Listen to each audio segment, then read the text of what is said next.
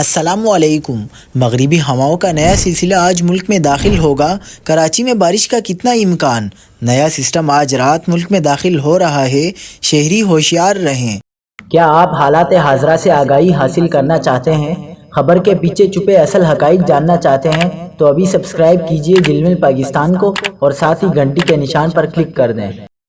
آپ کو بتاتے چلیں کہ مغربی ہواؤں کا نیا سلسلہ آج رات سے ملک کے مغربی علاقوں پر اثر انداز ہو رہا ہے اور کل ملک کے بالائی علاقوں کو اپنی لپیٹ میں لے گا۔ محکمہ موسمیات کی ارلی وارننگ سینٹر کی پیشنگوئی کے مطابق سسٹم کے زیر اثر مل سکھر، کمبر شاداب، کوٹ، شکارپور، جیکب آباد اور دادو کے اضلاع میں تیز ہواؤں، گرج چمک کے ساتھ بارش کا امکان ہے۔ صوبے کے باقی علاقوں میں موسم سرد اور خشک رہنے کی توقع ہے۔